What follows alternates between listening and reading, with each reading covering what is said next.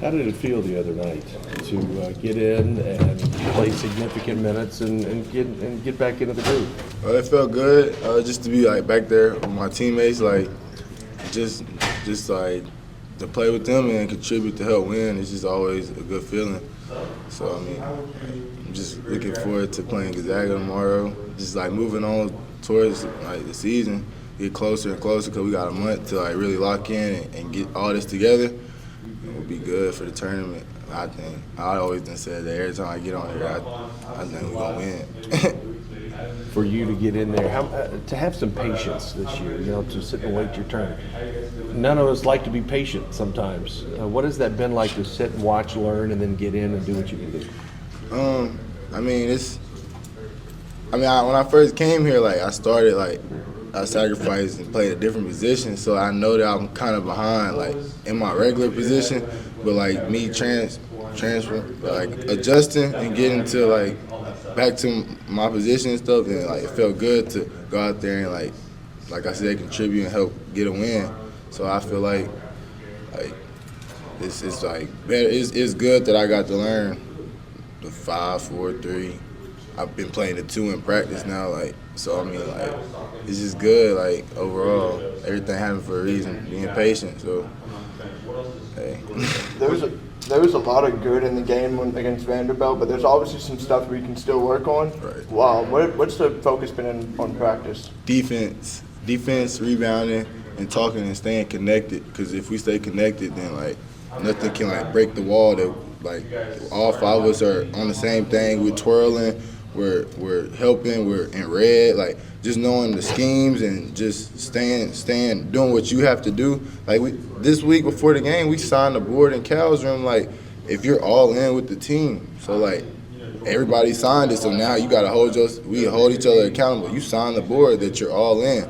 So if you're the only one that's not all in, then that's just you're not with us. So all of us was locked in and together. So if we stay like that, connected on defense and focus on rebounding, diving on the floor, doing all the small things, then it's gonna execute and it's gonna make the game easier for us because we're doing all the things that the other team really doesn't want to do. They just have to do that if they want to beat us, and that's from rebounding and playing defense and getting 50-50 balls. It's the only reason we lose close games.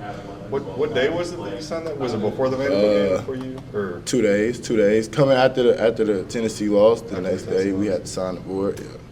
okay. Going back to playing out of position early on, was it more difficult to play that 5 position, or was it more difficult to transition back to at this level to transition back? It is. I think it was that. Playing the 5 man, them on defense, because it's hard. It's physical. It's hard. Not everybody wants to do it, but I want to play. So I'm I gotta do this. So yeah, I think that's what it is. Because it wasn't really setting screens, rolling, or saying ice. It was more me learning how to guard the big and ball screens. Ball screen coverage for the 5s is hard. You have to learn. When you learn it, then you got it. Trey, he has it. He knows it. Every position, every ice, wall, weak. Now I'm starting to get it, and the team is starting to get it. So it helps all of us. It helps all of us. Even the guards, because I was in a ball screen the last game. We have to get over screens. We can't get beat line drives anymore. So you gotta stay in front of the ball, and you gotta call the right call, left, right now.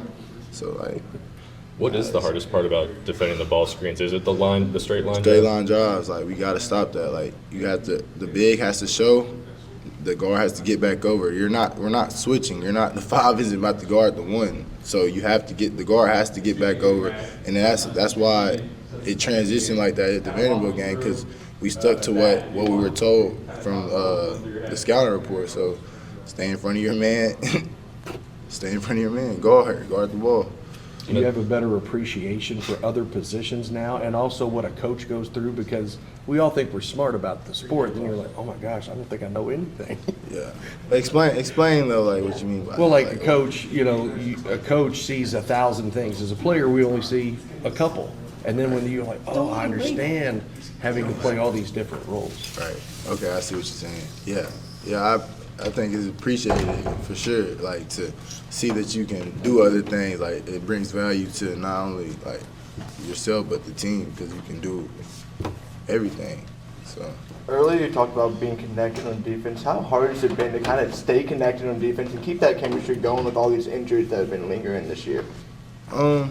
we got 16 guys, and all of us want to play. So like if we're not, if like we haven't practiced today, so I don't know who's practicing or not today. But I mean like if everybody trying to fight to get on the court and play. So like that's why I think it's like good because we all competing against each other, and like if we can compete against each other, I know we can go against the other people that we're playing against. Cal's talked a lot about being ready for your moment. It could come at any time. Obviously, you were ready for it, but did you kind of know ahead of time that you would maybe see some extra minutes against Vanderbilt? No, I didn't. You tell me stay ready every game, so I mean I'm just stay ready, and then it just happens. So I mean I'm just ready, I guess. They had the clip of him saying in the locker room. It looked like right before the game started in the locker room that he thought. Does he say that before every game? Every really? game. You know, you gotta keep the phone on the hook. You can't ever have the phone off the hook. You gotta keep it on the hook just in case you get caught. Hey, I'm ready. You know. Hey. But yeah, it was good. I was happy. There was a moment, too, in that Vanderbilt game where you were defending in the corner. I guess you know what I'm talking about there. You got kind of hyped up. Just what was going through your head in that moment? Nah, just because I remember the Florida game, I gave up a 3, and I could have just pressed up on him and just locked him up. But I didn't. I was hesitant, and Coach Chen told me about stopping being hesitant and making a play. So I just made a play. I'm like, all right, man, I'm here. I'm here. Finna lock you up. And my boy Jay got a steal, laid it up. Hey. That's the best feeling. I ain't gonna lie, I like that more than dunking. Like, you see how I really just had like him pressed like that, but I ain't gonna get into that.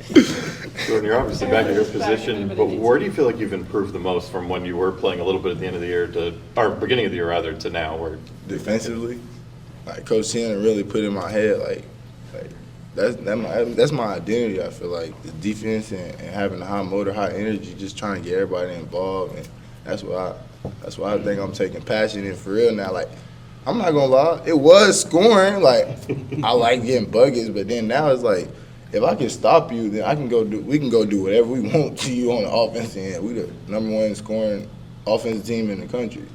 Anybody, all 16 players can score. So if we can lock up, if all 16 can play defense, who can beat us? Jordan, you were talking about locking that one dude up in the corner. But that kind of reminded me of you in the corner against Vanderbilt. No hesitation, just letting it fly, nothing but net. Kind of, how big is confidence when you're a basketball player? How important is it? It's big.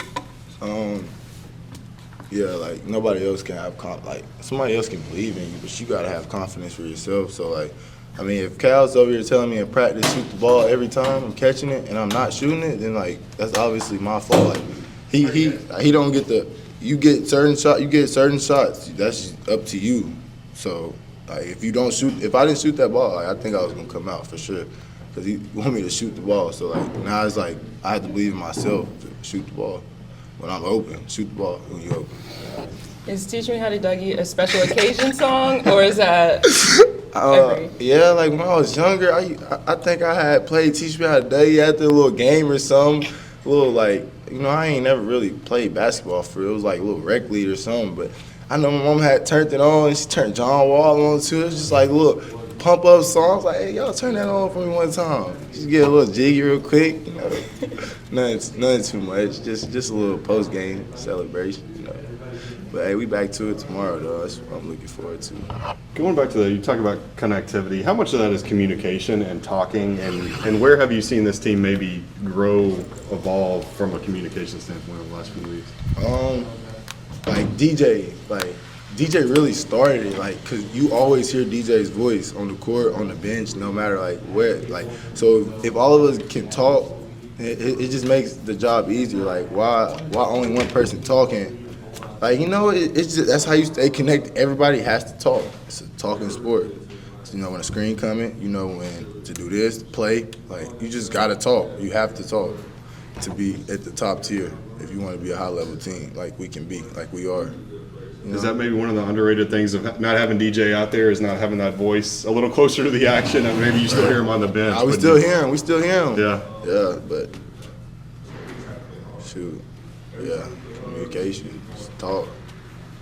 You talked about Justin a minute ago. Just how big was it to see him go out there and I perform? was so excited. What do you think about with that windmill dunk, especially? Ooh, I seen him stop. I was like, oh yeah, he back. After that, he did that. I was like, yeah, he back. He needs to celebrate. Like he mentally back. Like he nice. He nice. Like when he in that mode like that, it's nobody can stop him. I've been saying that. Like nobody can stop him. Left hand deaf. That's what Cal be saying. Left hand deaf. Every time he go to the left, he's deaf. He's gonna score it. On this, but talking about Gonzaga and kind of the way they like to play, is it a lot more fun for you guys to play that kind of style as opposed to like the South Carolina and what some of these other teams have been trying to do? Fast pace and just play. That's what we love doing, just playing. So that's what we got to do, just play, but play hard. We can't be soft going into this one. We're gonna get spacked by 40. So we just got to play hard. What is Jordan's addition? You know, every week or 2 weeks, it feels like someone different steps up a little bit if somebody's down. Yeah. What does his addition mean if he's called upon? It's an extra body and it's an extra person that we know that's gonna go hard every single time, regardless if it's on the offensive side or defensive side. We know he's gonna go hard 110%. So just bringing that alone, especially in the time we are right now, what we need, it's great. It's great.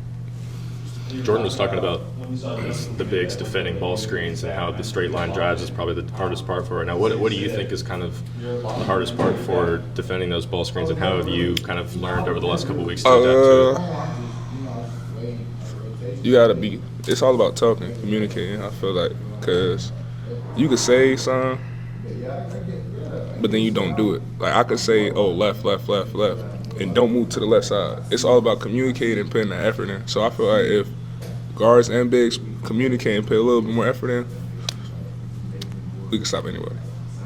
Is that something that you've seen change, maybe especially in the last couple of weeks, more of that communication, talking? More of that communication has been really, like we've been talking to each other on the court and off the court way more. So like we build those good like relationships and stuff like that.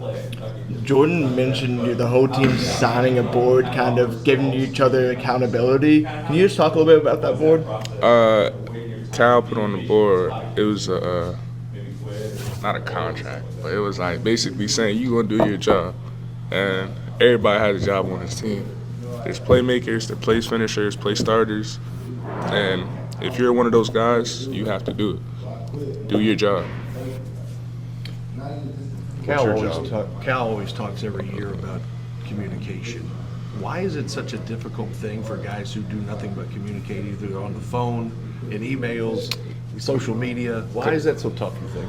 Because it's like when you're in a different environment and you're not locked in, as he says, or you're not mentally there, it's kind of hard to communicate because you're just so worried about yourself and so worried about how the game's going. You just often lose that focus and lose that like drive to communicate. How important is it having DJ, even when he's not playing, kind of being that communicator as well? It's good. He's always going to communicate. So I knew that from the start. Justin had a big game. What was kind of the reaction from the team after that game? Same reaction we give all the time. We was all smiling, cheesing, joking, doing what we do.